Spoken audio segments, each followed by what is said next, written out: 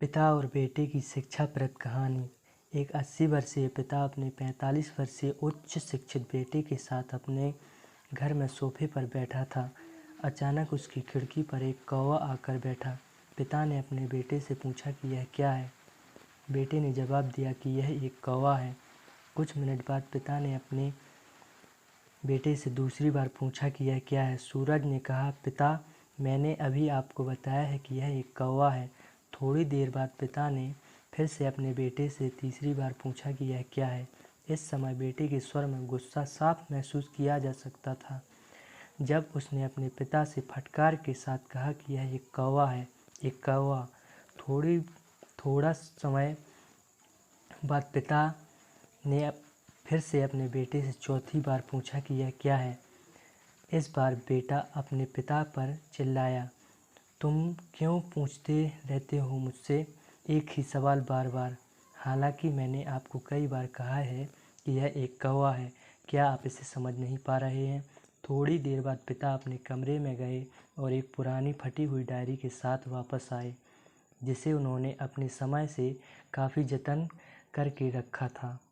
उस डायरी में उनके जीवन के कई यादगार पल लिखे हुए थे।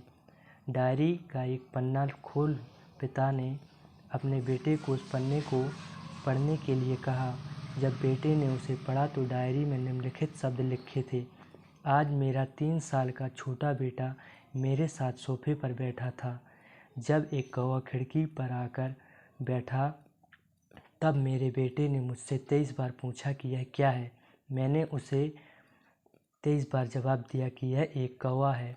मैंने उसे प्यार से गले लगाया। हर बार उसने मुझसे एक ही सवाल बार बार पूछा और 23 बार मुझे बिल्कुल भी गुस्सा नहीं आया, बल्कि मुझे लगा मेरा बच्चा कितना मासूम है और मुझे उस पर अधिक स्नेह उमड़ा। फिर पिता ने कहा कि एक ही सवाल का 23 बार जवाब देने में मुझे कोई गुस्सा नहीं आया था, और आज जब मैंने अपने बेटे से वही सवाल पूछा तो बेटा सिर्फ 4 बार में ही चिढ़ गया और नाराज़ हो गया। ये सुनकर बेटे का सिर शर्म से झुक गया।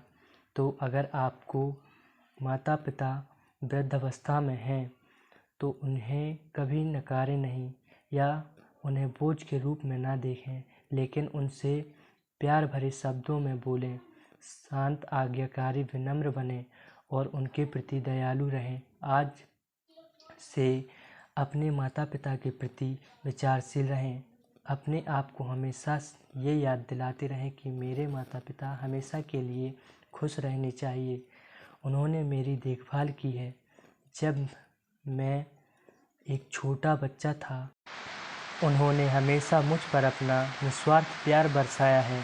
उन्होंने बिना तूफान और गर्मी को देखे सभी पहाड़ों और घाटियों को पार किया और मुझे आज समाज में एक व्यक्ति के रूप में सिर उठाने योग्य बनाया।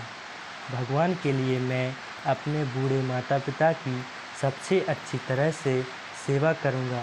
मैं अपने प्यारे माता पिता को सभी अच्छे और दयालु शब्द कहूँगा, चाहे वे कैसे भी व्यवहार करें। भगवान हमारे माता पिता को अच्छे स्वास्थ्य और लंबे जीवन का आशीर्वाद दे।